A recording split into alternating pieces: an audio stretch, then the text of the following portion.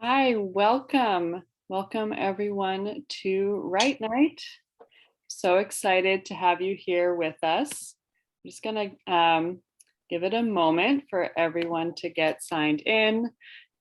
We have over 100 people who have signed up to participate tonight. So exciting, so excited to be here with all of you and to be here with our amazing, amazing speakers. So I'm Julia Massioli. I'm the Deputy Director here at Free Minds. If you've been coming to Write Nights for a while, you're probably pretty used to me at this point, especially in the virtual format. But it's always wonderful to have this whole team here with us tonight. So I'm very excited to be in conversation tonight with Araba Dennis, who's one of our amazing jail book club facilitators. She co-facilitates our book club with women at the DC jail, as well as emerging adults at the jail. And she's done our book club with youth also. So you've done kind of all of the different jail book club programs at this point. And we're also joined by Jameon and Charles Turner, our amazing, amazing poet ambassadors we're going to be hearing from tonight. Yes, so excited. I want to welcome all of our new volunteers and our returning volunteers as well. We would love to hear it, especially if this is your first time. If you want to write in the chat, if this is your first Write Night, what brought you here? If you've been coming to Write Night for a while, what brings you back each time? We'd love to hear. We can share that with our members as well. And we also love to know where everyone is joining us from. So if you want to post in the chat, where in the world you're writing from tonight, whether that's DC or California, or I hope our faithful volunteer from Namibia is online tonight too. And when you write in the chat, just be sure to click the box that says everyone so that everyone can see your response.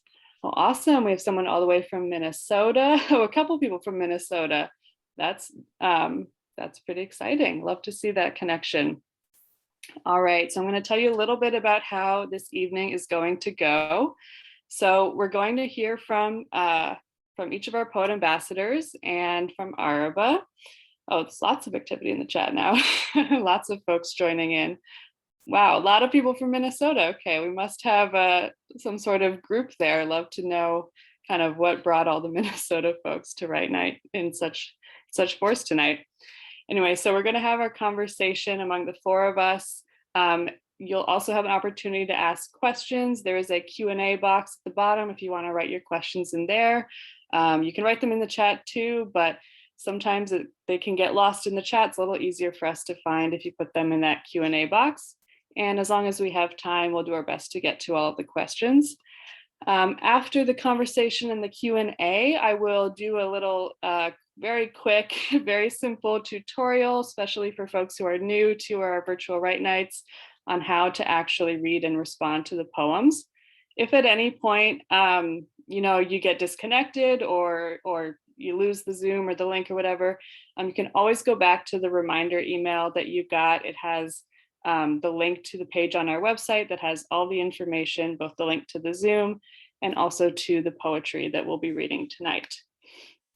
Wonderful Lena, all the way from Namibia. I think that's our farthest volunteer ever. It's an amazing to have that international reach in Massachusetts, Pennsylvania, Virginia, lots more Minnesota. Well, welcome everybody. All right, now, before we dive in, I want to introduce each of our speakers tonight. So first, I'm going to introduce Jameon Gray. Jameon grew up in Southeast DC. At age 20, Jameon was incarcerated. He spent the next 17 years of his life behind bars. A prolific poet, Jameon connected with Free Minds during his incarceration. He was a frequent contributor to the Free Minds Connect. That's our magazine that we publish 5 times a year. After his release, Jameon served as the 2020 Congressman John Lewis Fellow at Free Minds. And now he is supporting others coming home from jail or prison as a reentry outreach specialist with the nonprofit organization Thrive DC. And he's also a peer supporter with Free Minds. And his poetry is featured in the Free Minds anthology, When You Hear Me, You Hear Us. I have to, I have to plug it real quick. It's called When You Hear Me, You Hear Us, Voices on Youth Incarceration. You can find Jamion's work in this book, and you can also hear from Charles in the book as well. Charles joined Free Minds while he was incarcerated in the Bureau of Prisons. He was serving a life sentence for a crime he did not commit. After serving over 36 years, Charles was granted parole and returned home to DC in 2020. Charles loves to learn and is an avid reader, especially in the fantasy genre, something he and I have in common. Since Charles has been home, he's worked assisting those experiencing homelessness, and he is now maintaining the newly renovated Martin Luther King Jr. Library here in DC. Charles is a poet ambassador and a member of the Free Minds Reentry Planning Committee.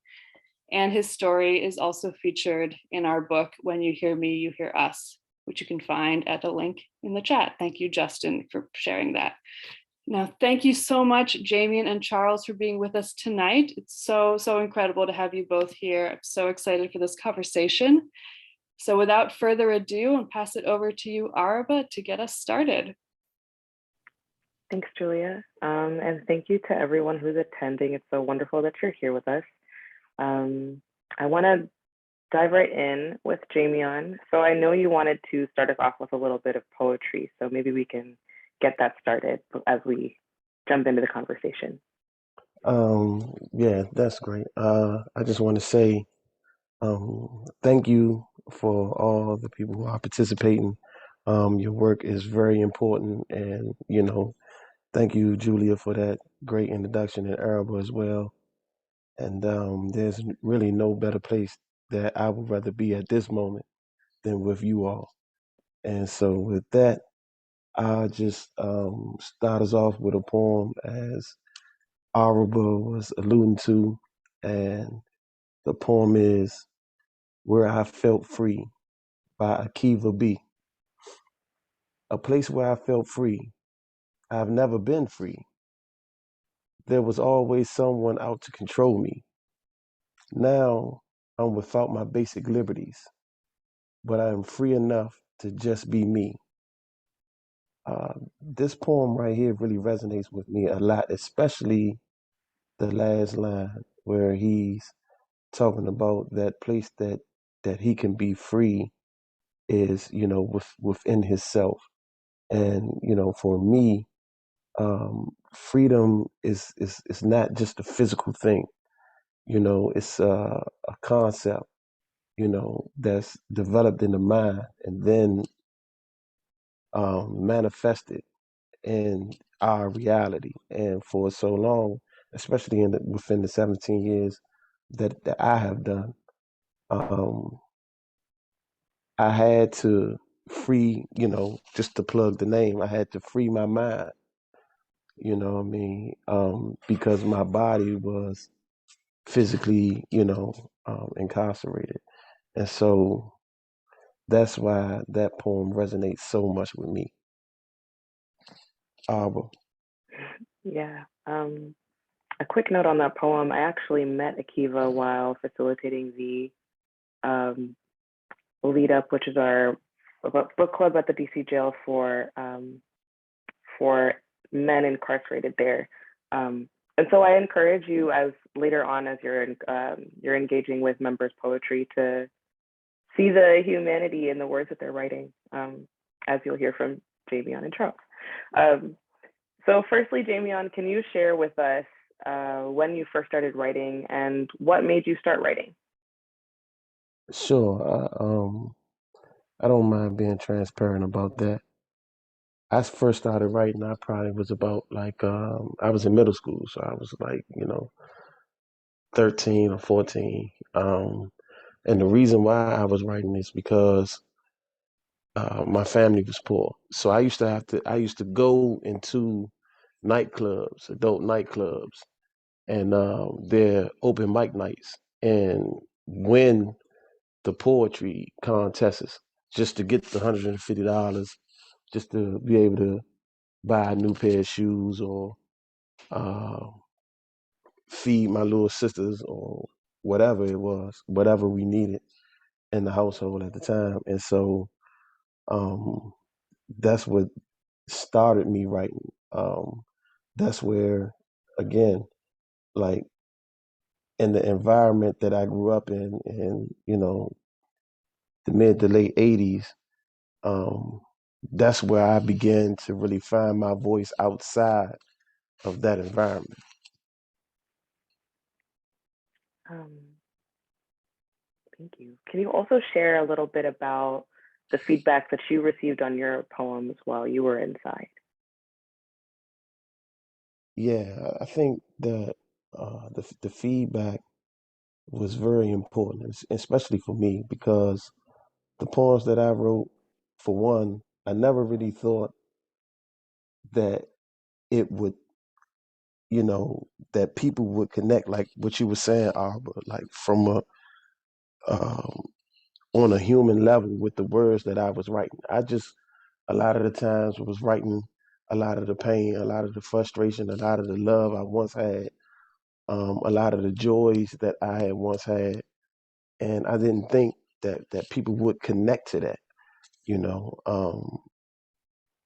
And just by me writing about the human experience and having those responses come back to me, it was like reading a different letter. Each response that I had, dedicated to that specific poem that I read over and over and over again, and it it surprised me a lot. And two of the things that really actually stuck out to me was one time um, a person, instead of actually writing with words, they responded to my poems with pictures, Mm, and just the colors that I was seeing in those drawings that they was responding to in my poem. Um, it really helped me in an environment where you don't really see a lot of colors. You really just see a lot of white mm, and grays, you know what I mean? And so that imagery really helped expand my mind in that moment. But also, I thought was really dope. A person responded to one of my poems with a poem. And I thought mm. that was very unique in a sense. And all of the responses helped me continue to write because in a environment where you're not looked at as a human being, but you're looked at as a number, or looked at as an animal, and everything around you is uniform from the time that you move, the time that you eat, the time that you go to rec or education. And so in a lot of that uniformity, it can strip away your identity or help you forget who you actually are. And Mm. Free Minds was that platform where I always felt like, the voice that I found when I was in the street in that environment, and it was heard. I always felt that when I sent my poems out, I was actually heard, and I felt like a human being. And so Mhm. that's what the responses meant to me. Uh, it helped me in my maturation stage, in my maturation stages, and it helped me connect back to my humanity and not feel forgotten. I'm so glad that the community was able to affirm you that way. That's a really great segue into the next poem, which I'll introduce in a second. But I just wanted to make the point that Akiva's poem, Where I Felt Free, will be on the mural for everybody to comment on later tonight. So you can engage with that poem in a bit. But Jameon is going to share another poem that he wrote with us. It's called Voices. Jameon wrote this poem to commemorate 7 Black men known as the Martinsville Seven, who were wrongfully executed in 1951. Um, I was working with Jameon on the Martinsville, or I guess we started out working on the Black History Learning Group, which was a small group of reentry members, reentry Free Minds members that wanted to just engage more with Black history. And then we started focusing on an advocacy campaign for a posthumous pardon for the Martinsville Seven, which we won. But this poem that Jameon read, or that wrote, has been read at memorial events. We read it at a virtual rally for when we were campaigning for that the posthumous pardon. It's very special as well to the family members, the descendants of the Martinsville Seven, who are fighting alongside of us as we were fighting for that pardon, and were with us every step of the way as we did that advocacy work. So without further ado, I'll let Jameon read Voices. Okay. Voices by, yours truly, your boy. Can you hear their voices whispering in the wind? Innocence, mercy, redemption, and fairness. When the world just isn't fair, in the eyes of the Confederacy, can you hear their voices when justice means just us and it just is? In the birthplace of a nation, treated as sun-cured tobacco, cut down and hung young, can you hear their voices chirping as cardinals, ascending over obstacles, encouraging hope over despair? Can you hear their voices crashing as 7 waves on Virginia's beach? It wasn't me. Washing over the sands. Why won't you believe me? We send them back into the bay. Now we're free. Can you hear their voices? Can you hear their voices? Can you hear their voices? Can you hear their voices? Can you hear their voices? Can you hear their voices? Can you hear their voices? Thank you, Jameon. Every time I hear that poem, I love the repetition of "Can you hear their voices" at the end? And I don't know if you noticed, those listening, but it's repeated 7 times. Very powerful. Did you want to add anything else about the process of writing the poem, Jameon? Yeah, just briefly. As you was talking about, Araba, when I was in prison, I always used to hear about the marches, and wanted to kind of be a part of reshaping the world, and reshaping thinking, and just being a part of that process. And the Martinsville Seven allowed me that opportunity, to step outside of myself and kind of put that movement on the forefront. And so it was just such an honor to be able to write that poem, and have the families enjoy it, but also just be in the moment where, Governor Northam actually signed the pardon. And, and I kind of felt like it was a Martin Luther King type of situation. You know what I mean? Like that's how big it was. And, I shared a tale about it because, they say the wheels of justice turn slow, but they do turn. So it was just a great moment to be a part of justice being done in their lives. So Very well said.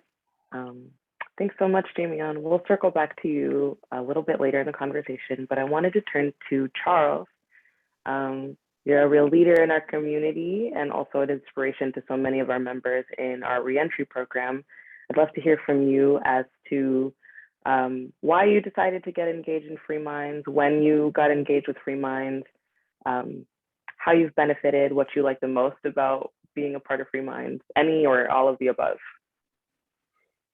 Well, first of all, I'd like to thank everybody for being a part of Right Night. And it's an honor to me to have all the people that's on. I can't see your faces man, but it's a truly an honor to be, it's something I never thought, having been where I've been, never thought I would be where I am. As far as being a part of Free Minds, I really had no choice. I got a letter from somebody from Free Minds. I don't know who sent it to me, but it came in the mail, and it said Free Minds. When it says writing and book club, because I'm such an avid reader, I love books. I would read anything at least once. The book part just had me, so I really had no choice. As far as what it's done for me, the first person I spoke to when I got out, when my brother came to pick me up, he got a phone call, and the very first person I spoke to was Tara Lieber. So, and I spoke to her all the way through New York and New Jersey, and almost all the way to DC, right? And she was such a warm personality. Hers was that it was really a no-brainer. It was almost like I'm home, like I'm where I need to be. Free Mind was where I knew I was gonna be. So it really wasn't, I really didn't have a choice in the matter, because your heart can overrule a lot of things. As far as what Free Minds has done to me, it helped, being able to connect with so many brothers. Most of the time, when we are on the Zoom, I'm the oldest guy, or one of the oldest guys on the Zoom. And so I get to see all these younger guys. And while I was incarcerated, everybody seemed to have been, I've been in so long, most of the guys were younger than me. So, to be able to connect with so many guys, and I've heard how a lot of the guys know my story. You don't often, being incarcerated for what I was incarcerated for, you don't often get the well wishes that I've gotten. And it's warmed me to, to everybody in Free Minds. Free Minds is my family. I'll be in Free Minds from now on. And, it's helped me open my eyes to the plight of others also, because one thing I learned, regardless of how bad my situation was, there was always somebody that I could find whose situation was worse. And so, even though I came out the other side, so to speak, I do know that there are other brothers who probably need to hear my story, other brothers who probably need to hear from me. Maybe I can give inspiration to somebody that's still incarcerated, and those things are what really moves me. That's something that I always had a thought that, whatever job, whatever occupation I chose, once I was free, when I knew I was going to be free, I always wanted to do something that I liked, and giving back to others was just easy to me. So, so you're very much in the right place. Free Minds does a lot of giving back, and I think especially pouring back into our own community, which is wonderful. Yes. I did want to re-ask what you like most about being a part of Free Minds, whether that's when you first joined or even now. Well, now what I like most is I wasn't always a speaker. I'm kind of an introverted type of guy, so it wasn't always easy for me to be able to come and speak in front of a bunch of people. And so I love it now. It's become a part of who I am, being able to speak to people and hope. I always hope that something I say can help somebody, can be an inspiration to somebody. That's why I'm here. That's what I love about Free Minds. It's giving me a platform in which to do all the things that I love doing. It's reading and giving back. Awesome. On the point of reading, we know you're a very avid reader, that you love fantasy books. I'm interested in both why that's your favorite genre, but then also what is it about reading and books that got you through your period of incarceration? Well, as I mentioned before, I'll read anything once. The first book I ever read while I was incarcerated was sent to me by my mother, bless her soul. She's since passed. And the name of the book was Asada. It was about Asada Shakur, who went to Cuba. So, and it took off from there. And I went through crime, true crime. I went through a lot of different genres of books. And once I got to the fantasy, I was hooked. Since then, for the last 20, 25 years, I won't even look at another genre, but although I will read other books. Mm-hmm. It's just fantasy is just, because in fantasy, it gives me a way to connect to something. Because I'm a believer that everything I see, everything that has been said on TV, when I look at Star Trek, when they talk about warp speed, I believe these things can happen. I believe they come, anything your mind can achieve, that we can achieve it.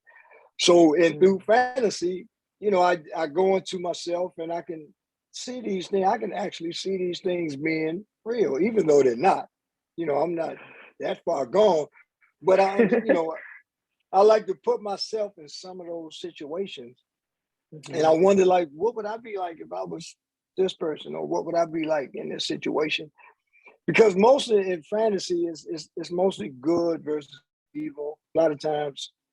And so you either on one side or another. Good doesn't always win. Sometimes evil wins out, and at least for a time. And it just gives me a way to, to tap into my own creative juices.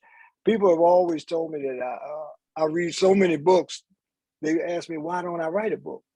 Mm-hmm. And that's not something I've tried. It's not something I thought about, because I feel better. I like better reading somebody else's work. So, I think we would, particularly your Free Minds family, would all be the first in line to get a copy of your book if you decided to write one. I would hope. Definitely. And not to be too corny, but I also feel like what you were saying about fantasy as like a way of expanding your mind is very much on the theme of Free Minds. Being able to think beyond what you think is currently possible. So Charles and also his co-defendant's story can be, I think maybe Julia already mentioned this, but can be found in the book When You Hear Me, which you should definitely get a copy of. And to sort of segue into the next part of the conversation, Charles, you've offered to read a poem for us from another Free Minds member, Shahid, called Ode to My Daughter. Yes. All right, take it away, Charles. Ode to My Daughter by Shahid. You bring joy to my life. You inspire me to become a better man that changed my life and become the best version of myself. Without you, joy would not have entered so suddenly when I needed it the most. So this is why when I think of you, joy of my life, I smile. Thank you. Thank you, Charles. I love that the line "so suddenly" is just really wonderful to me. And everyone on with us, please post in the chat how the poem affected you or any initial thoughts. Getting some practice in before you respond to other more extensive poems. And now I have one final question for the both of you, Jameon and Charles, as I want to make sure we have time to get to the actual responses to poetry. For our new volunteers, for all of our first timers joining us on Write Night tonight, for the people who are giving feedback for the first time, especially on poems, can you give them some tips and advice and why it's so important for members to receive mail while they're incarcerated? What impact does it have? So tips and advice, and then also impact. You want to go first, Jamie? I will. Okay. One thing Jamie said earlier that resonated with me was the gray area. It's only one color or two colors that you see while you're incarcerated. Because everybody has the same colors. When you shop for all the same colors. You wear the same color sneakers, same color socks.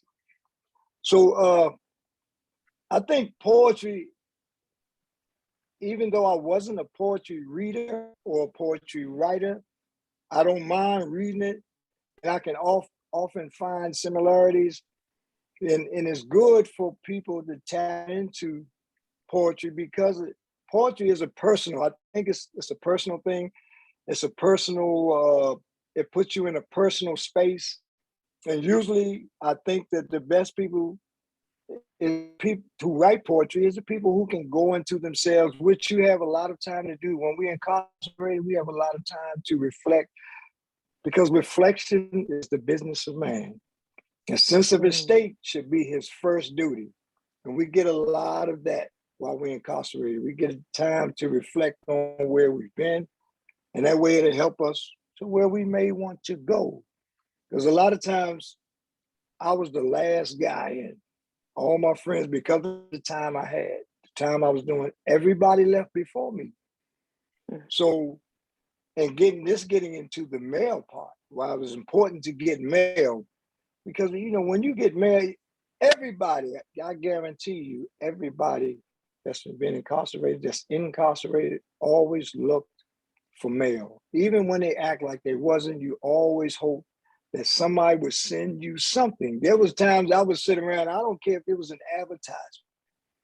When they called your name, Charles Turner, you was running to the mail, you was looking down, somebody was getting the mail for you. It don't matter what it is, because it gives you a sense of belonging, letting you know and letting the world know that you are here, that you're still alive, that you're connected to the world. Because somebody had to, for them to have your name and your address, somebody had connected you to that place. So it's very, very important. I don't care how long in between the times you got mail.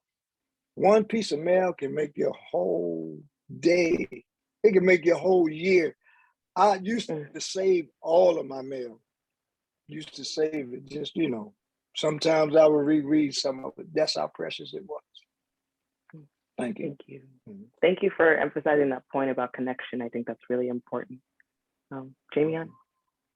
Yeah, I think just a few things. One, in responding to the poems and the poetry, I think that it's important that we understand that we are not critiquing the poems. We are relating to the poems in a sense. Well said.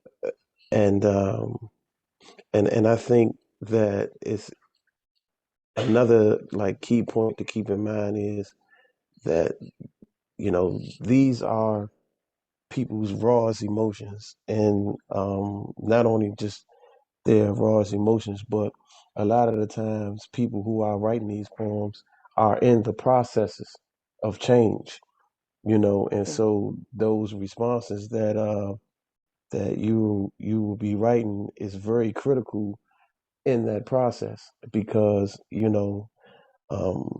and one of those processes, especially for me, was that me having to like relearn that I'm more than my biggest mistake, and that my biggest mistakes doesn't define who I am and how I move forward in life.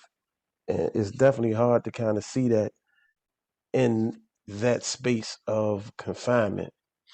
Um, and so another thing that I would just, like to share is just, not to be afraid to connect your humanity to that poem, because in your responses, people are like myself, like how I once did.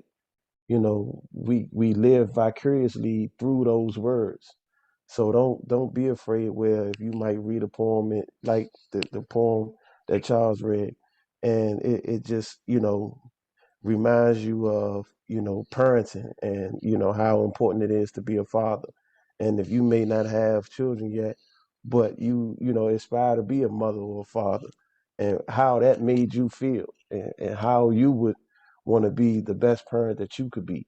And so I think that all of those things are important, and especially when I read through the chat, and Lena was saying that there's healing in healing others, and that's very important because when you connect humanly, and you read a person's thoughts on a piece of paper or on a book or however you read their thoughts. These are their intimate thoughts. And when you respond to that, well, when you connect to that and respond to that, it's like, you're giving a piece of you to that, to them. And so, I just challenge us all to do that and to help people, and also helping yourself in the process. Very well said.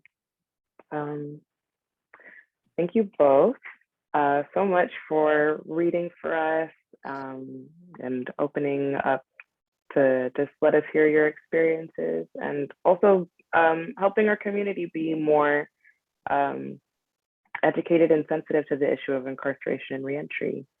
I know Julia has been monitoring the chat for any questions, and our question and answer box is open if you have any questions that you haven't already asked. So are there any questions that people have for Charles and Jameon? Sure. Yeah, we have a couple questions so far. So Jameon, I feel like I'm going to be thinking about what you said about like giving a piece of yourself. Like that's really so powerfully said.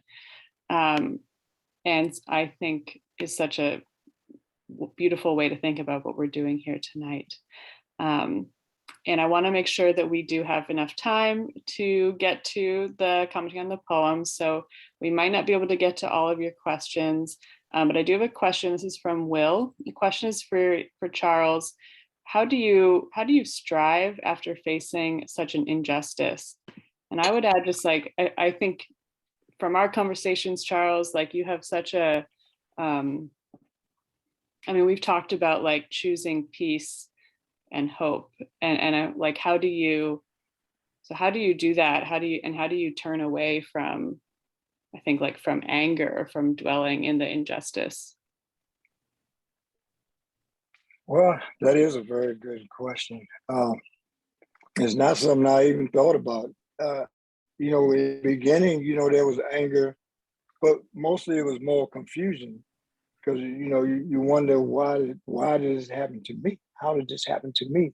Because in the beginning, you feel like, even while going through the process, I always felt like, that I'm going to be exonerated. I'm going to walk out of here in the end because I did do this, and justice is going to prevail.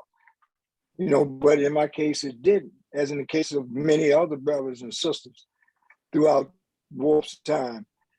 But after I got over the confusion, I guess it has a lot to do with maybe the way my upbringing. I was never an angry kid. I was never brought up in an angry home.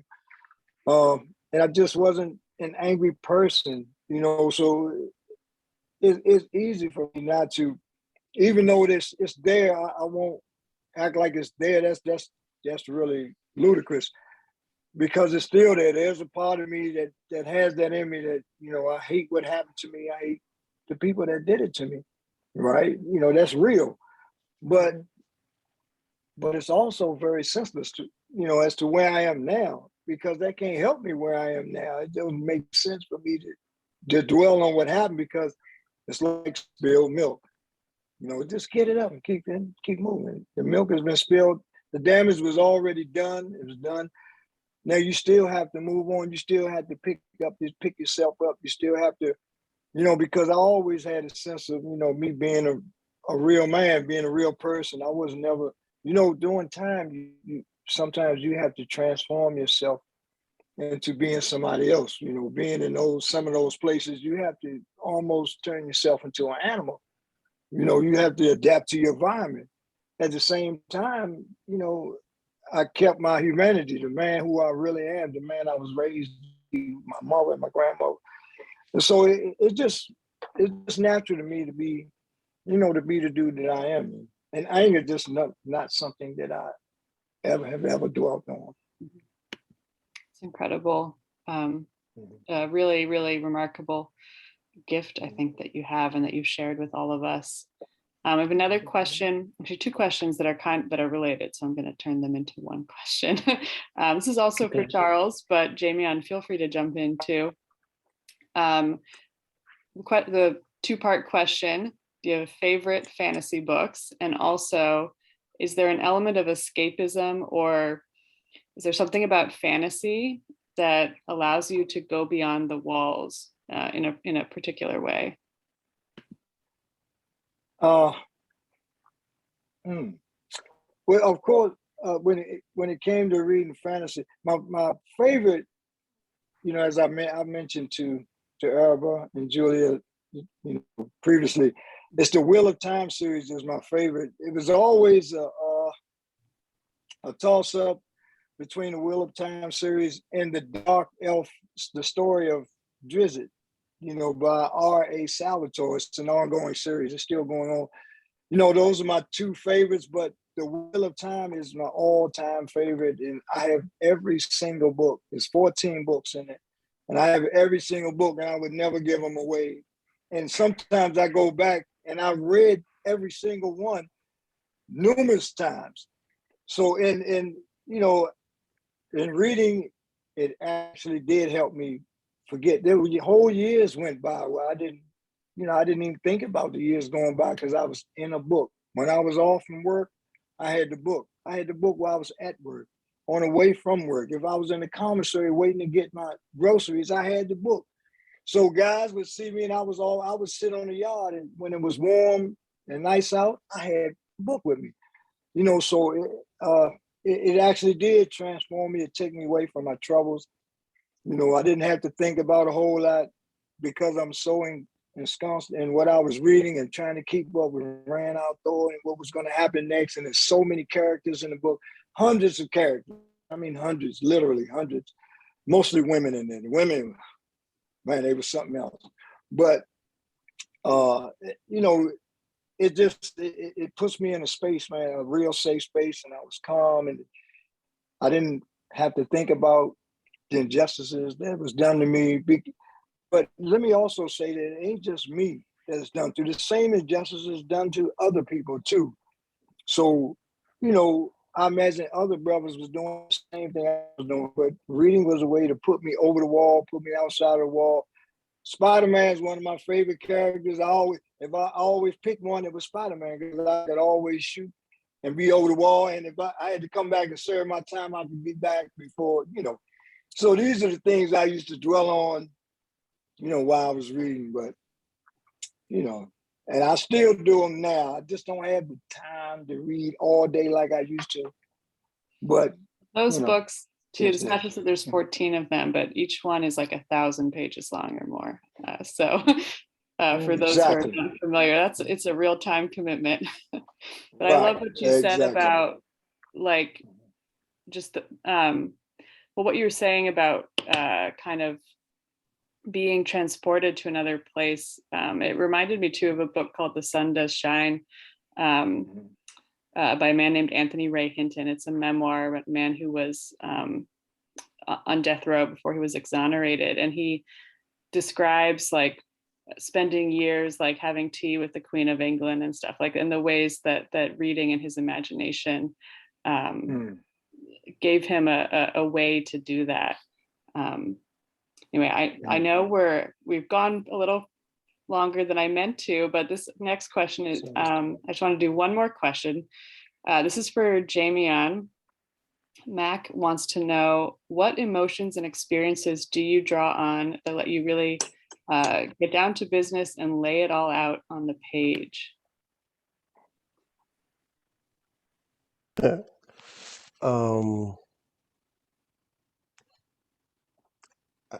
I'm not really sure how to answer that. I mean, because in my creative writing at one point in time, I still can do it, but I used to could just take a word.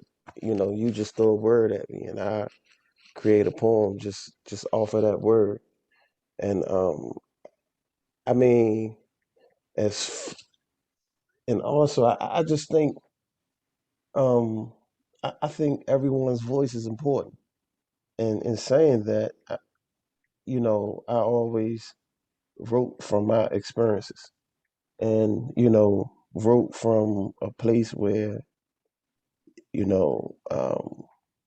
if it was love, then I would kind of dive deep, dive deep into the halls of my heart, and whatever came out is what came out on the page. And so, that's kind of how I looked at it. But I wanted to kind of also kind of address the question that Charles had real just briefly.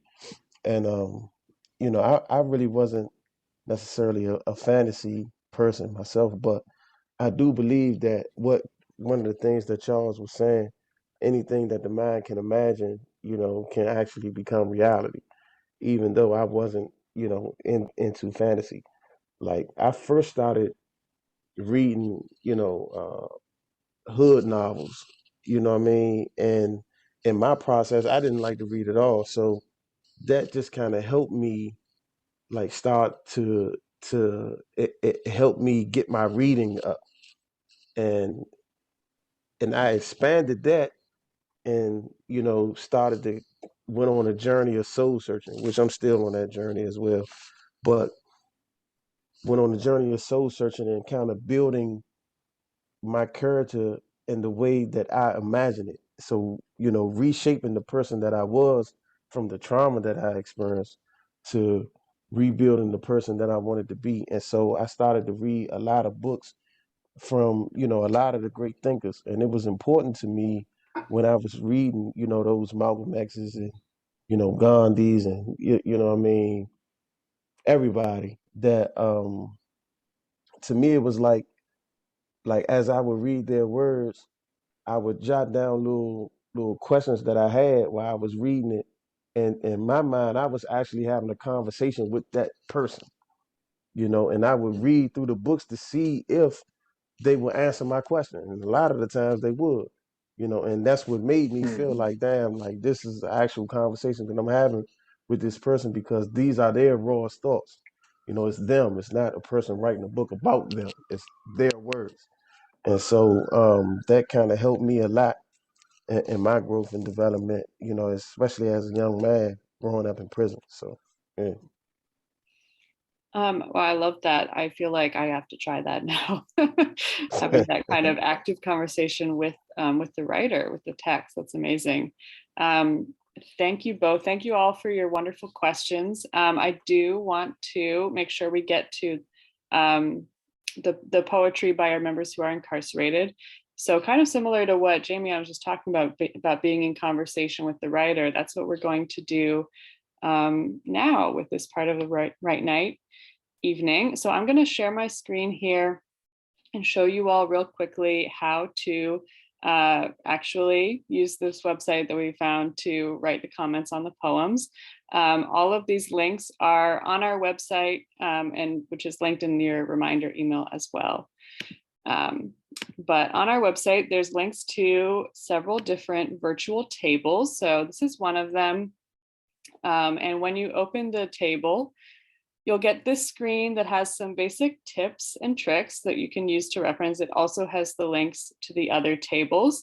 There are 5 of them in total, and they have different poems on each one. So if you finish reading all the poems on one table, just go on and click over to the next one or to another one. You can go in any order. You don't have to start with number 1. Do whatever you want. And we also have a Google Doc set up, which is also linked here as well. So if for any reason this isn't working for you, you can read the poems on the Google Doc as well.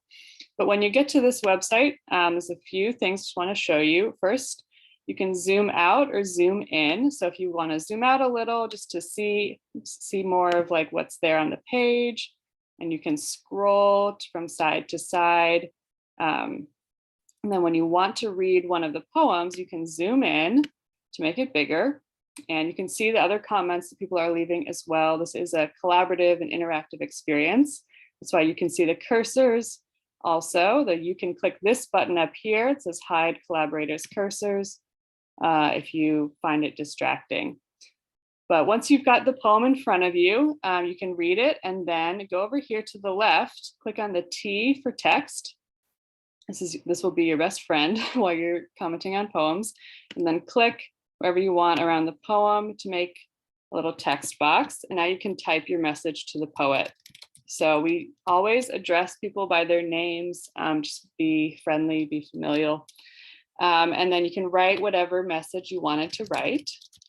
And like Jameon was saying earlier, this isn't about critiquing, this is really about connecting. And, with poetry, there's no right or wrong, nothing is correct or incorrect.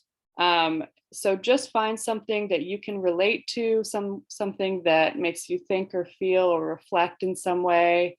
You can say your favorite line, whatever you want. You can write a poem in response if you're so moved, but no pressure. But so write whatever you want to write, and then you can sign it with your name, just your first name or initials, whatever you want. And if you want to write where you're joining us from too, that's awesome.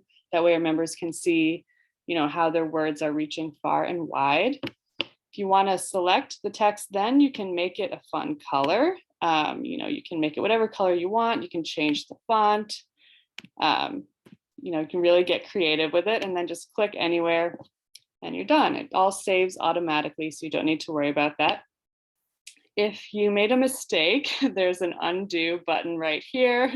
So you can undo whatever happened, don't worry about it. But also our staff is going to be looking at these virtual tables as well. So if something gets messed up, we'll be there to help and to clean it, to put things back in order if they got out of order in some way. And if you run into trouble, there's also a chat box. If you click up here, you can go in the chat and then you can write your message. I can't type correctly. And our staff will be, you'll spell it better than I did, hopefully, but our staff will be there and they can help you with whatever you need. There's also a phone number. So if you go back to this sort of opening page, we have a phone number that you can reach us on until 8:30 tonight if you need a little extra support. And that is really the main thing about Miro. So remember the T for text. You can also click on this arrow button if you want to just move around. That makes it nice and easy just to move to the next poem. And then when you're back at the next poem, go back to your text box and write away. And I see some folks using some of the other tools, the marker tool and things like that, to draw, to get creative. That's awesome. We really, really love to see that. But if you're not visually inclined or not so into like digital drawing, I know I don't have that gift, no pressure.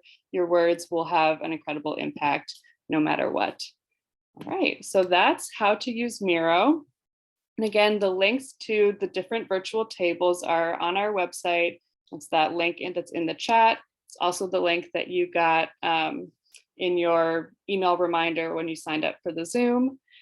And if you feel so inclined to support Free Minds financially as well, you can click that donate button on our website also.